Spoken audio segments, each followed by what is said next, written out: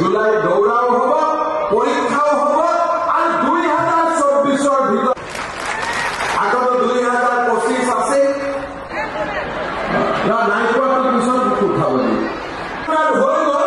নতুনকৈ 35,000 চাকৰি 2024 চনৰ ভিতৰত দিয়াৰ কথাও আজি মই উল্লেখ কৰিছোঁ।